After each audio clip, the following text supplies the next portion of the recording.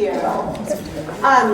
So, as we start this, one of the things that I had wanted to say to kind of bring this full circle is that as an organization that practices trust-based philanthropy, one of the things that's really important to us is that we minimize the level of effort associated with the application process. So that means that, for example, our nonprofit applicants don't come to a lot of meetings. We don't expect them to pitch and sell. We make it really simple.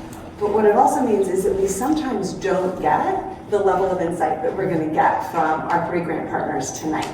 So this is a really, somebody who's been actively involved in the process the last few years and has seen some of the applications as they've evolved in the organizations. This is really exciting for me to be up here on the stage with these 3 amazing organizations. So we did do a prep call with each of them a week and a half ago, and it was the highlight of my week, just to hear kind of what they were up to and what was going on. So we're going to pull out a couple of things and highlights. If you are dying to know something, flag us down, or we can cover it after the fact. But I thought what we would do is we would start out by having each organization introduce themselves. And sorry, for those of you who saw me in June, I still have not addressed the problem with my glasses and being able to see people and read, so bear with me. I'm hoping that each of you can introduce yourselves and what your organization, how you interact with your communities, how you support the communities that you serve. And since you have the microphone, well, I thought you could go first. I'd be honored. First of all, thank you so much, everyone, for making time to be here. My name is Noelle Singleton, and I am the Aquatic Experience Director at No More Under.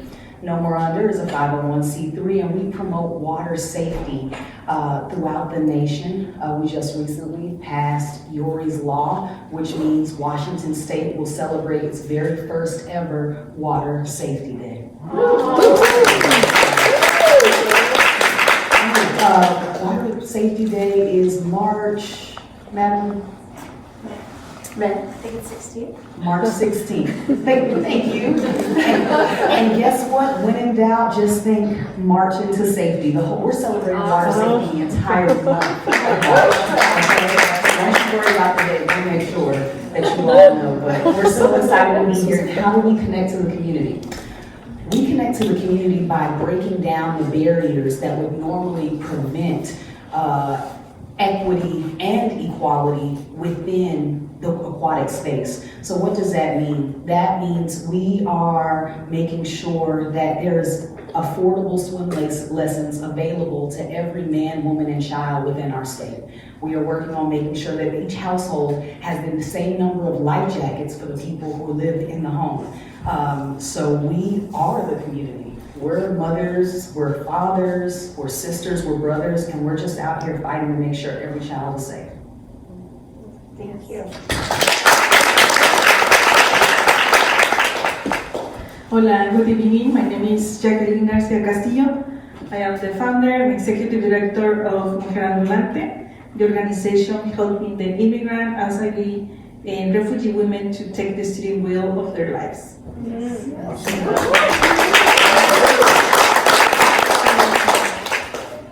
So to be more simple, I would like to say that our organization is fighting the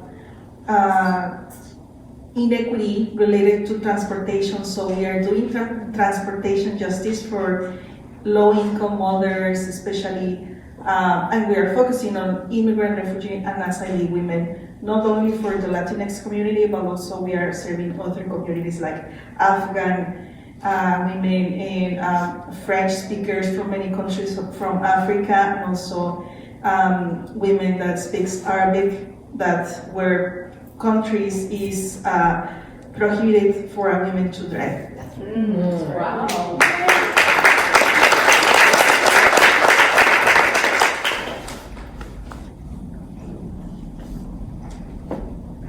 Hello, my name is Katya Wojcik.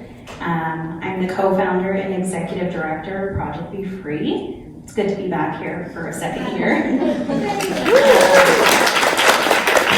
So Free is housed in Renton, Washington.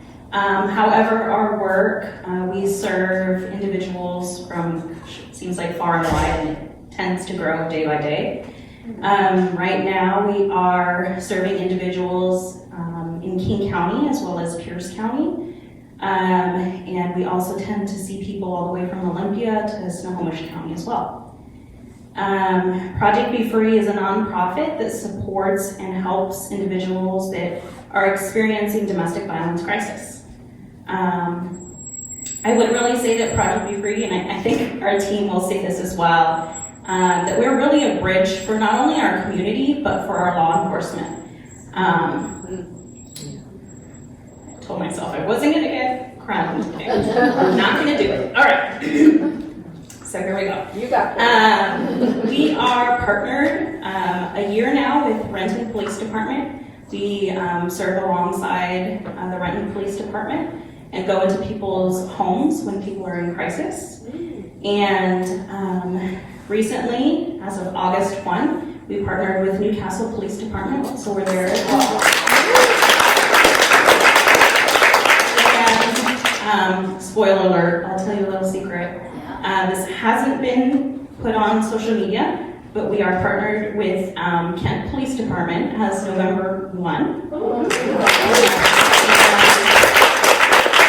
not stopping there. Auburn PD is following. And pleased to say we're having to kind of push people back a little, but we have 2 law enforcement that are on the wait list for next year. Okay, so I'm actually going to throw the next question your way, since it ties in so well to that. So, when we first started talking to you, you were still trying to prove impact, right? You were still trying to prove that there was a need and that you could have that impact. Can you talk to us a little bit about the transition from proving need to having a waiting list?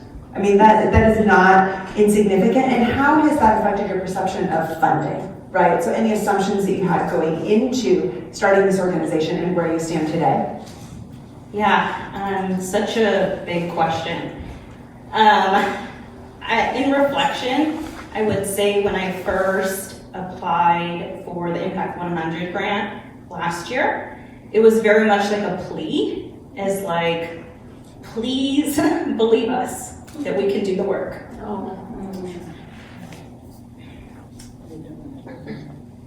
And now it has been a blessing to be able to say, we're doing the work and we have cities that are behind us.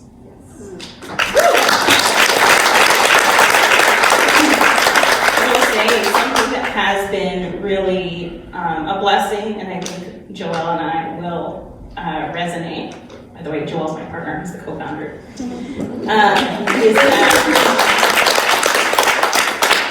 Something that has been really beautiful is that rather than now finding all of our funding opportunities, like even last month, we had the prosecutor in King County call me and say, I have this grant opportunity for you. I want to endorse you guys. You guys are doing great work. You're the only organization in South King that has live people working with people. We want to make it happen. So it's been just a blessing and also a place of privilege.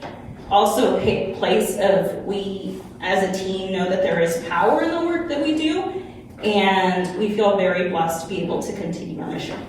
Yes, thank you. So, switching gears and giving you a moment, Noelle, you were brought on as the head of experience for Yes. No More Under, and that is something. I come from the retail world originally, and that's something we talk about a lot, right? When you go into a store, what does that experience look like? It's a little bit more unique, I think, in the nonprofit space, and an organization that's so mission driven. Can you talk a little bit about the importance of that role, what your mandate is, and how you're approaching that? Absolutely.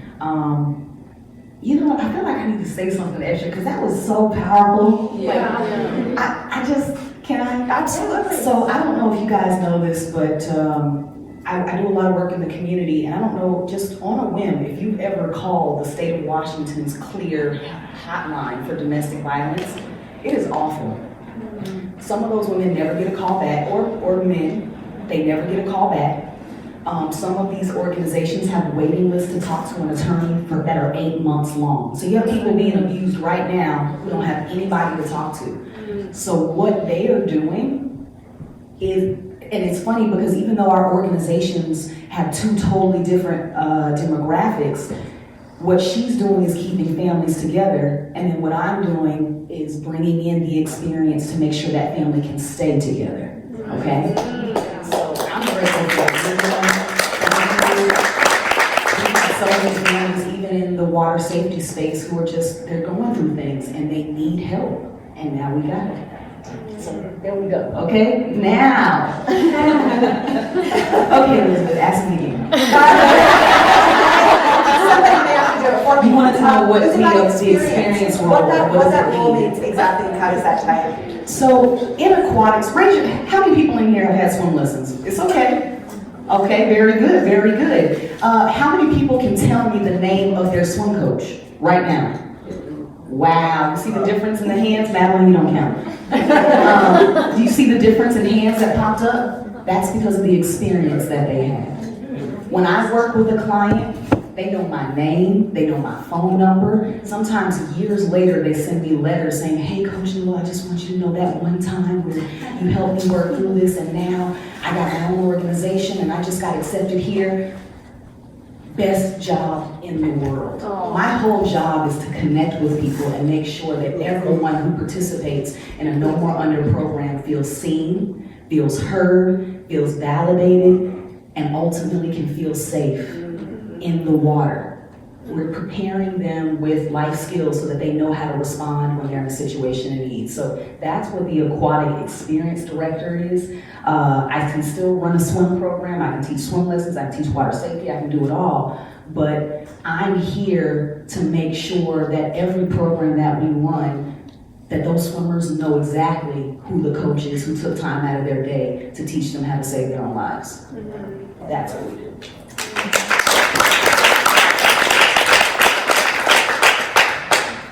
So, I don't entirely know how to give enough space in between. I feel like we need to be taking a pause between each of them, but I'm gonna power on because I think there's a lot to say. Jacqueline, when you and I first started talking, you shared with me some I think really important and powerful messages about being prepared, being ready, right? Finding that right moment. And you shared with me that as you were starting your organization, you in fact didn't have a driver's license yourself. You kind of building on what Noelle was just saying, can you talk a little bit about that process, starting the organization, and kind of what you have to share from that? Yes, thank you.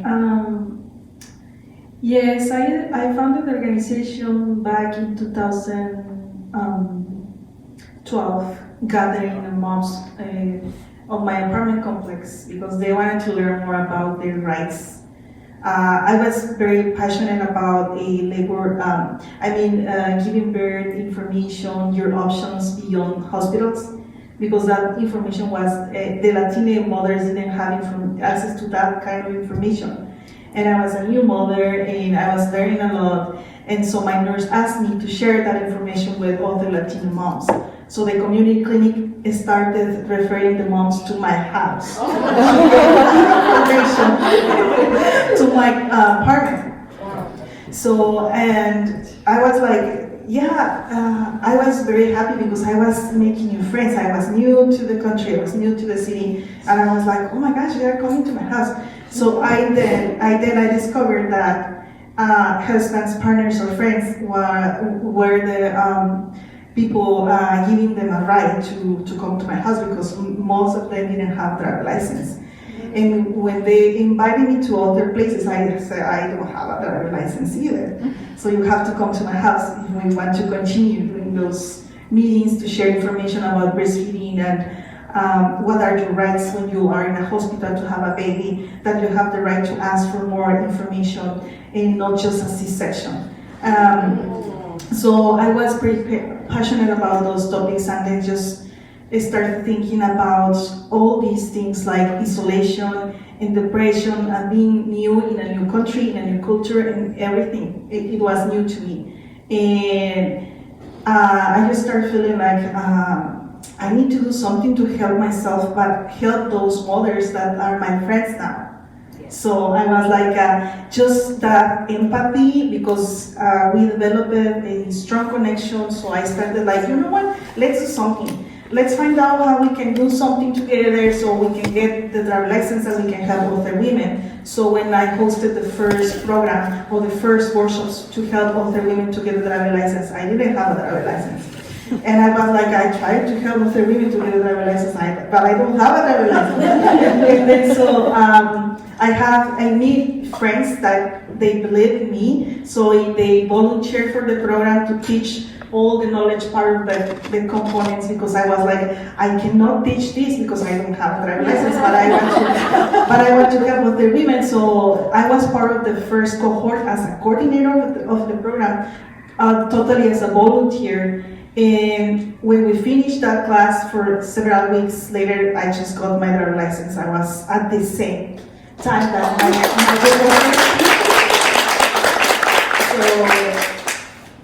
it passed like I continue as a volunteer for my own organization for 7 years. With no salary, no compensation, and I was doing that on my free time.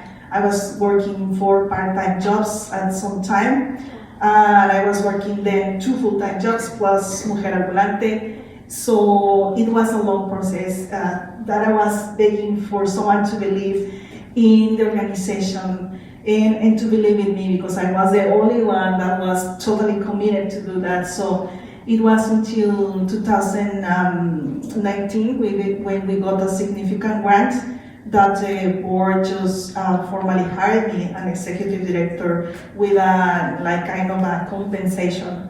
Then eventually we got some more grants that now we have 4 full-time staff members, we have an office in Federal Way, and we want to hire more women, and we serve in 6 languages, not only the Latino community, and we want to expand to 10 languages next year.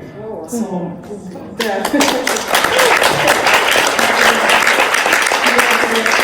when we talk about it, I just said that everything was against me to do this, everything. I was very low income, I didn't have a driver's license, my English was very limited, I didn't have any family or friends here, but that wasn't, that didn't stop me. So, and right now my message is, you don't need to wait until you feel like your life is perfect to give back to the community. Just do it right now, right now.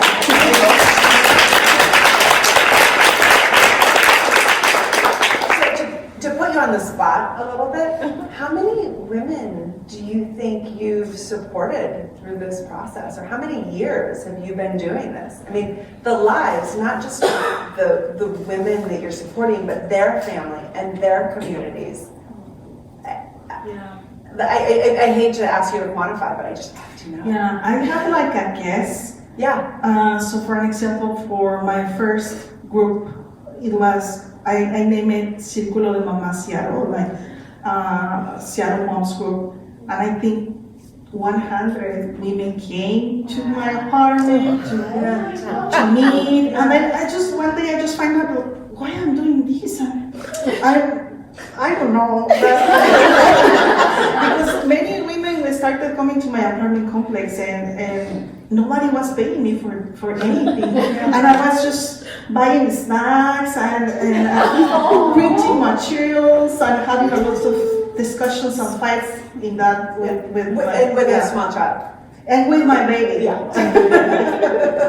Yeah. Excellent. Okay. So I think any of you can probably answer this, but each of these organizations have seen pretty significant change. I know, Katya, you and I talked about how you think about capacity building, right? So as you go from this idea, so a group of women in an apartment, or an idea that started growing really quickly. How do you prioritize that, right? Because capacity building requires a vision of the future, and while you're still trying to live in the here and now.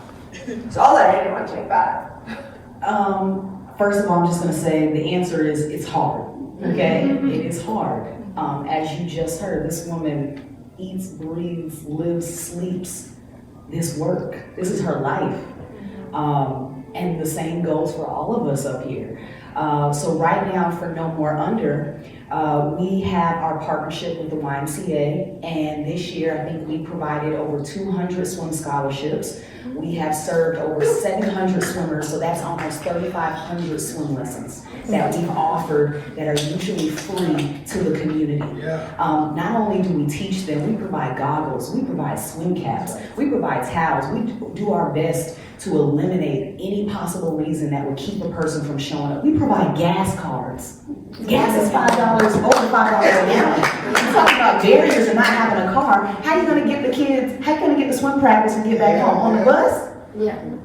We provide gas cards. We're showing up. We're providing diversity and coaching and staff. And you said, how do you scale that? Well, we're currently, and I'm really excited to talk about this, No More Under has just recently built what we call a Swim Safely series. We are now training Division I swimmers how to be swim instructors to overcome the obstacle of the national lifeguard shortage. A lot of these swimmers are already certified, so the experienced director comes in, and I am now pouring all of my knowledge about how to build relationships with people in the water, how to stimulate water safety as a regular household conversation, how to make someone feel comfortable to get in, because sometimes they don't even want to get in. So I'm teaching these swimmers, and then they're taking this experience back to their communities, and our goal is to be able to launch this program in 20 collegiate schools starting in 2024.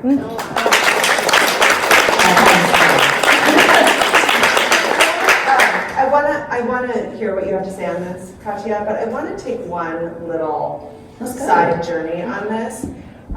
You and I spoke about drownings being endemic in BIPOC communities. Yes. Can you talk a little bit about kind of the history behind that and how we find ourselves in this situation? Absolutely. So, and a lot of people always are shocked when they hear this, but drowning is the leading cause of death for children ages 1 through 4. Not RSV, not choking, not SIDS, none of that. It's drowning. And you say, well, Coach Noel, there's no pool at my house, so it shouldn't be an issue. You can drown in the bathtub. You can drown in water that was left in the sink. You can drown in a mop bucket that you accidentally forgot to pour out because you were trying to get everybody to bed. Do you realize that? Yeah, it hits hard when you realize how common and how quickly it can happen. Our founder, Shazak Sonoda, her son died at a pool, a family event. There were adults everywhere. That's how fast it happens.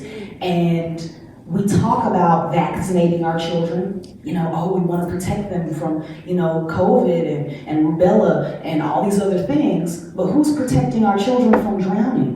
Why isn't this being taught in schools? Why isn't the CDC flipping tables over? Half of the drowning statistics that we have are almost 10 years old from the World Health Organization. The reason why drowning has not become a national discussion is because the primary children who are drowning are Black and brown. Now, once we start to see the drowning rates increase in the white communities, then we will get more of a national support. So a lot of the support that we're building in this industry is because we're getting access to public dollars to make this a priority, because we can't afford to pay somebody to lobby for us over something that should be common sense. Knowing how to swim is a life skill. It's a human right. You need it to survive. I think we can all agree on that. And if that is true, which we all agree that it is, then how come systematically our government, our country, our representatives aren't doing more to make sure that everybody has access to a life jacket, swim lessons that they can afford, and lifeguards to protect you while you swim? I don't think that's asking a lot. but yet we had to go and have a mother tell her story on television just to get somebody to listen. So, and in addition to that, you say, well, how did these drowning rates get so high in Black and brown communities? How did it get this bad and nobody say anything? Well, good folks, we're going to take a little trip down back to slavery. And what happens is there's this stereotype that says Black people don't swim. They don't like to go swimming, so we're not going to promote it in Black and brown communities and schools and colleges because it's not a priority to them. Black people have always swum. Our ancestors were fishermen. There's an entire country right now off the coast of Benin that is built on water, and there's a boat for every man, woman, and child. It's called Grantee, look it up. It's existed for years, way before the slave trade. They don't teach you that. They don't teach you that. So we've got generations of families walking around, they're afraid to go to the pool because we know that trauma is intergenerational. Trauma can be inherited just like you can inherit blonde hair, you can inherit a big toe, you can inherit your great-grandparents' trauma. And if water was used to systematically oppress and abuse your entire family, think about it, if you are owning a human being and you have a slave and that slave can swim, well, that means they can swim to freedom. So you're gonna use water to enslave them in their minds to create fear so that you can protect your investment. And we now, these drowning rates are a reflection of systematic racism that's been going on in our communities for years. Redlining, look at where the pools are located. Look at the location of any pool that was built in the past 25 years. That'll tell you exactly, this information is public, this is on the internet, this is public knowledge. No more under is just bringing it to the forefront saying we've had enough. And we're ready for somebody to answer these questions.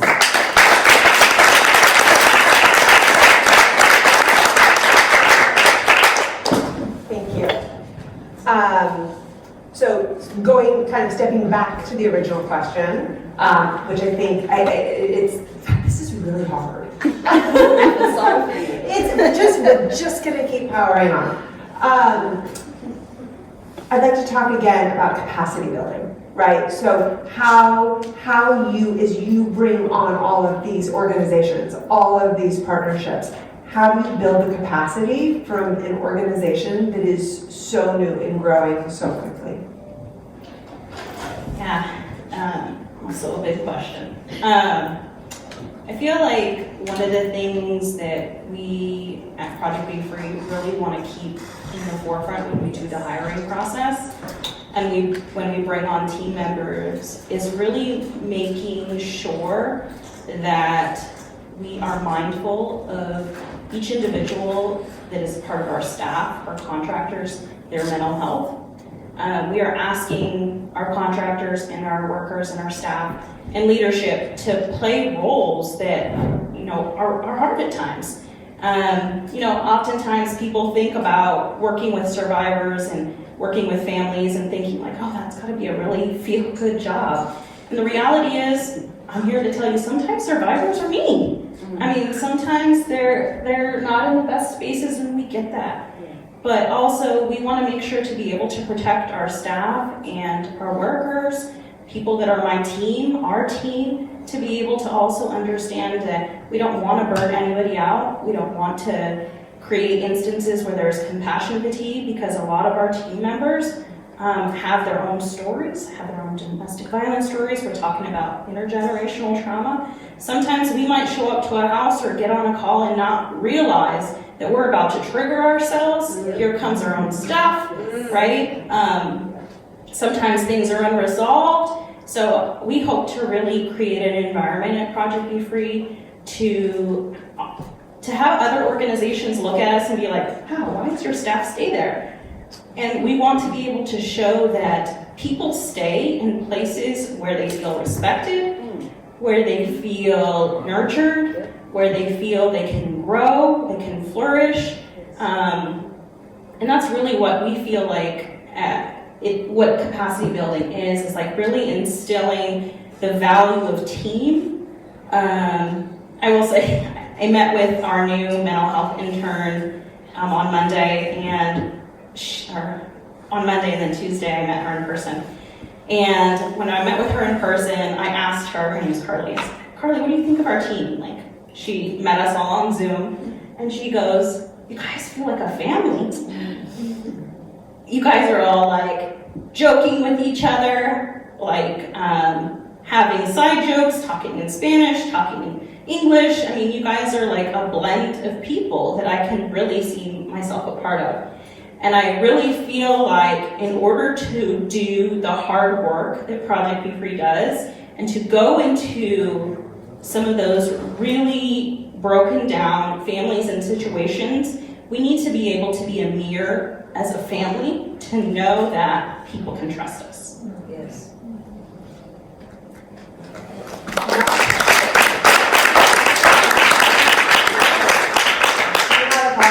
Not the answer I was expecting, right? I mean, I was expecting more. I mean, for those of you who know me, I was kind of hoping for a process you had built or something like that. But I wish I had it like I that. think, but I think it's a really important message across the board, right? If you can take care of your people, if you can build that community, the capacity, in large part comes from within. I'd like to continue down this thread just a little bit. You alluded to it with your new mental health person on your team, but you also talked to me about how when you're going into homes, into situations, how you are connecting with mental health advocates in a different way than you expected. Can you talk to me and the group a little bit about how kind of your role has evolved and how you're working within that community, not just in your original mandate, but even more broadly? Yeah, I will say when we created Project Be Free, we were thinking about how we could be a help to law enforcement and a help to our community members, and really making sure that we were helping protect and also move our families in crisis through, a governmental system if need be, or a shelter system, or some sort of system that maybe might have been confusing, etc. What we didn't prepare for and what has actually evolved, and I feel really proud and it feels very special, is that we've been able to build a really good rapport with a lot of the law enforcement that we are working alongside. So much to the experience that it feels like an extension of us. So, we know each other by first name basis. We have banter, we have moments where we can just talk about their own personal lives. There's been even times that they'll be transparent with us and say, I have a family member, can you help them? So it feels like it's been a reminder to myself, I'll call myself out, it's like DV isn't just a situation that affects people that are in poverty. It doesn't just affect women. It doesn't just affect single parent households, right? DV can affect anybody. And in situations, since we have been able to come alongside law enforcement and government individuals that are in the public sector, we have been able to build rapport enough to the experience that they tell us their truths. And I feel like that is really what allows us the opportunity to then forge forward and to build even better systems.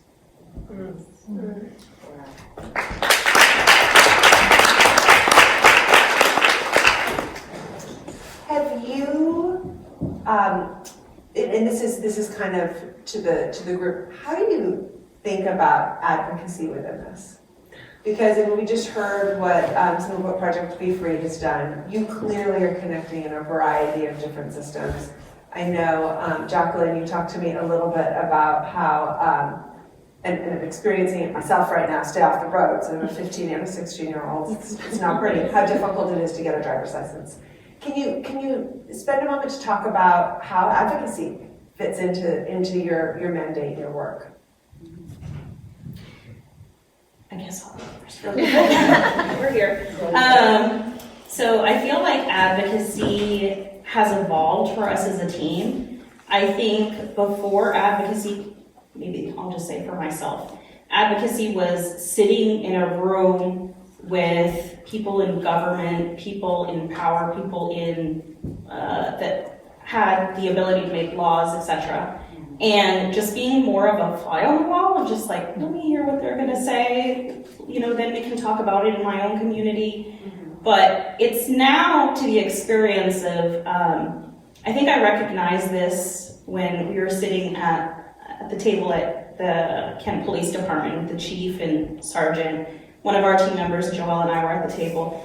And it was interesting to be across from them and them looking at us as the people that knew the answers. And I was just like, oh, this is kind of a turntables. And I think advocacy there, and now what I feel like we're doing for law enforcement, is being able to come to the table and ask them, we know DV sucks. We know it's hard. We know it affects your officers' mental health.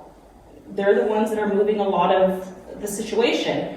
How can we help you? How can we help mental health of officers? And how can we be a bridge then also then help the community? So I would say that advocacy for us has been a little bit of a change and shift and quite transformative of just being able to see where there is power and now utilizing our voice to then make change.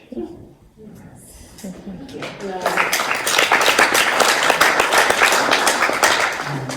That's amazing.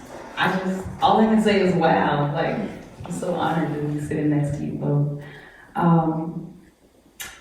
The way that No More Under is approaching advocacy is we are empowering our youth with the skills that they need to hold their families accountable. So for example, if any of you have children that you feed, they don't have to be your biological, just you feed them. You know that when a child wants something, they're gonna be repetitive. Can I have that? No. Can I have it now? No. Can I have it later? I said no. What if we armed children to be able to say, hey, I want to go to the pool. Will you watch me? It's as simple as teaching a child to ask an adult, will you watch me? And the adult will automatically remember, this is serious. I got my No More Under card right here. I know what to do. Cell phone, check. Is there a lifeguard? No. I'll stay within an arm's length from my child. Do I have a life jacket? Yes, let's go. Imagine it, drowning is 100% preventable. So that means in order to stop it, that means every single person has a job to play. Because sometimes I'm a water watcher for a family that doesn't know better. So as an advocate, anytime I go to the pool, that's why it's hard for me to go on vacation because I can't turn it off. I travel with a whistle. I will blow a whistle at your kids. Just like my kid, hey, stop running. It's in me. And so now I've taken this on, but imagine what we could do in our neighborhood, in our community, in our nation if everybody took that responsibility as seriously as I did. That's advocacy. We don't need a politician to speak up for us. It's helpful, we're grateful for all the monies and donations. Okay? Please continue to send them. But we are the best advocates that we could possibly have. We just need to speak up and speak clearly. We want life jackets. Thank you for coming to my TED Talk.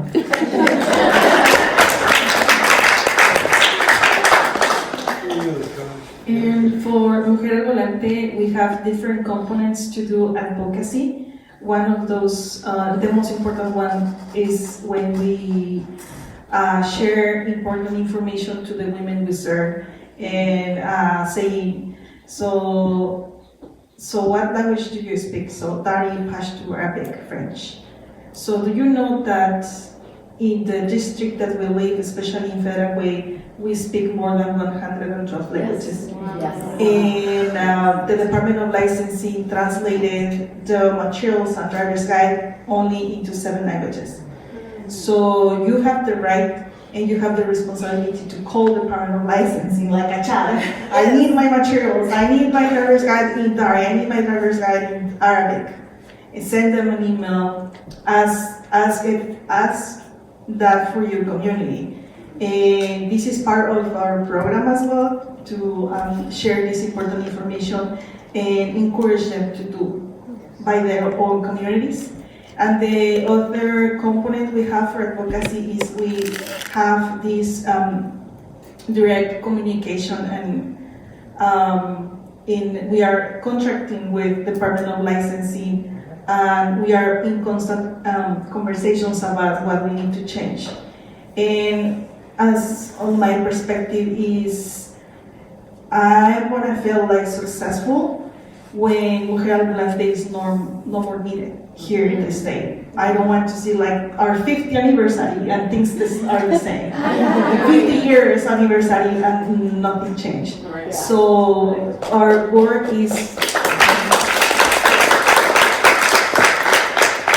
just to find the roots and encourage the communities to do their part, and also we are here to serve what they need.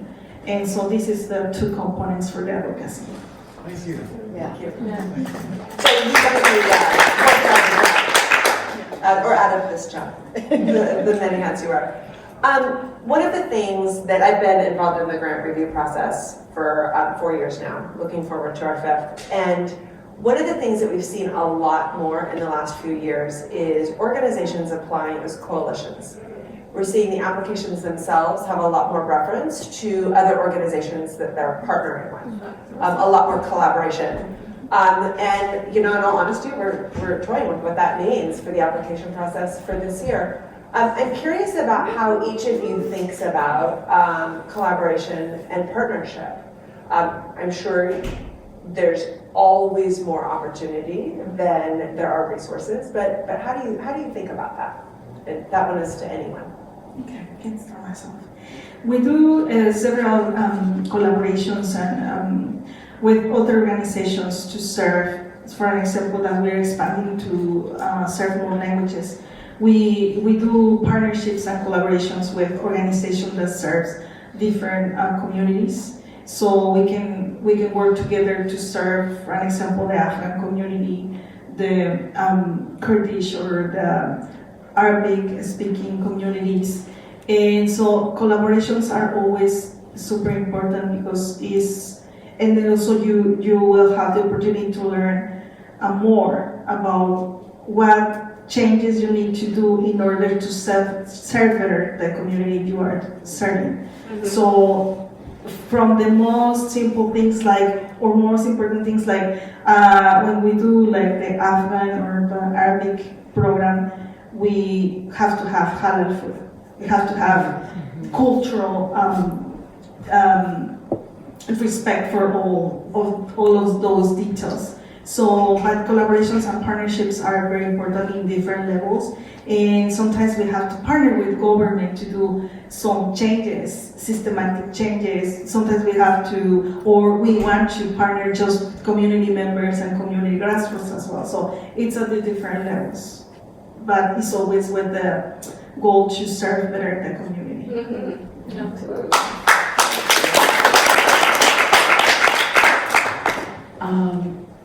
Absolutely. Absolutely. What she said. Collaboration and partnership is essential to teaching aquatic safety. I'm only one person. I have 2 hands, 1 brain, okay? So I can teach a class of about 5 kids, but if those 5 different people have had traumatic experiences in the water, that means they're gonna need one-on-one attention. That means I need more lifeguards. I need more water safety instructors. I need people to get certified in first aid and CPR. And so when we are, as an organization, when no more under partners with the tank proofs and the YMCAs and the Nike Swims, when we take on these initiatives, it means more reach.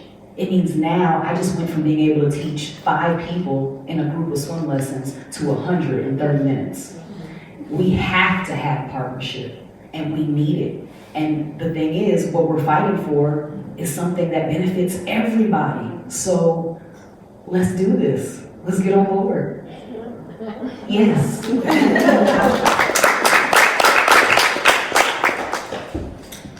Yeah, important to our team as well, especially when a lot of people come in our doors, or I should say when we come in theirs. That's what we do. We notice that oftentimes people's foundations are broken, right? That means that they need a lot of things, and some things that Project Be Free can't offer, right? They might need a job. We don't have jobs. They might need the ability to drive.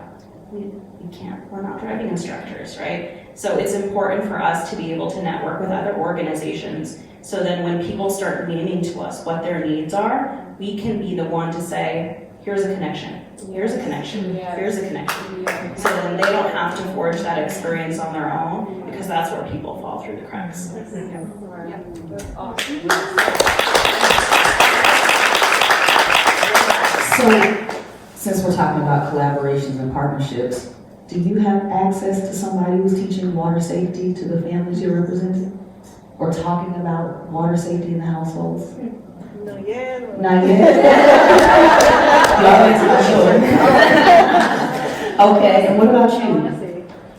No, you don't. Okay, so I think we'll be sending some emails after this. There is a partnership right here, because what you do impacts the community that I'm serving, and what you do impacts the community that I'm serving. So whatever we can do at No More Under to support you both, you can call on us. You all saw it happen here. So one final question for all of you. As we wrap this up, what is the one thing you want our audience, our members, our guests to take away from this discussion? It could be how to help your organization, or something to remember on how they can impact their own communities. Can I say two? We will make space for that. Okay. I figured I'd ask for permission. No, all good. Number one, our team is looking to grow. If anybody knows any recent graduates of mental health providers, we are hiring. We need to expand, and I'm talking about fast. Interns, we have space for that.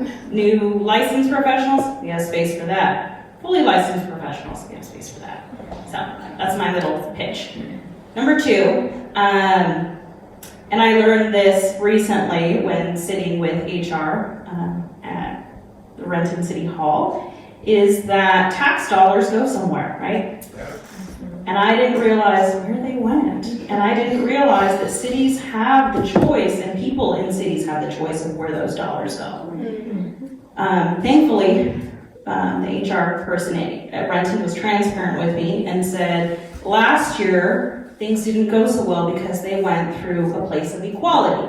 There are 30 organizations. We're giving 30 organizations the same amount because they all applied. Guess what didn't happen? People didn't get served. So this year, they are looking to actually ask the community, who do you go to when you need help? So that is what defines where dollars go. So I would say, my ask is, be curious about where your tax dollars are going. Ask your HR and city people, because there are people that are doing the work, right? And we would greatly appreciate some help.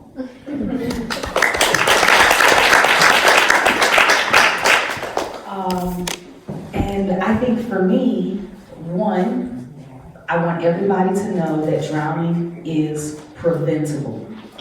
So if you learn the skills that you need and prepare your household, you can protect your friends and your family.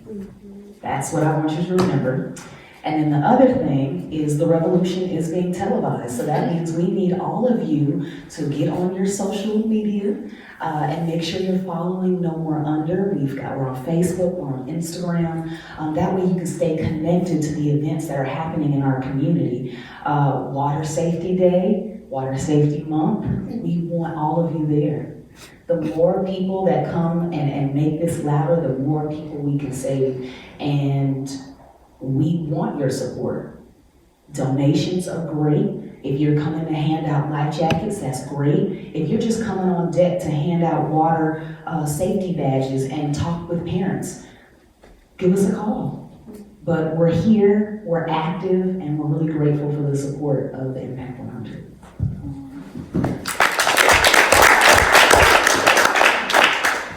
I want to start saying thank you so much, Impact 100, for this funding for Mujer Al Volante.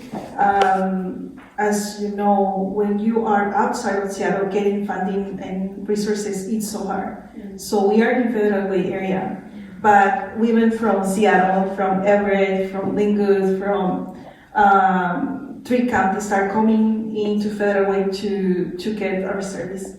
So I want to say thank you so much for the funding. So it's helping us a lot. And I want to say like two things as well.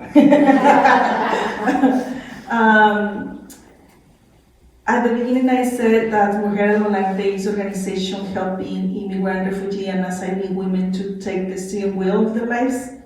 And me as a woman, and I want to say to you as well, it's never too late to take the steering wheel of your own life.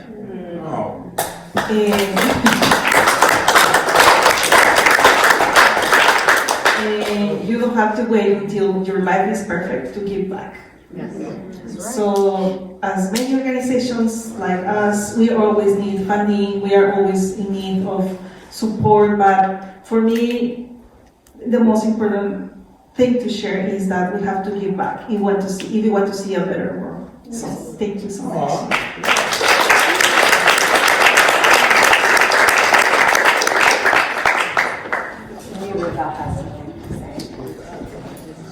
So before we do that, I just want to thank you all, myself. I think this was Amazing. it just really, thank you.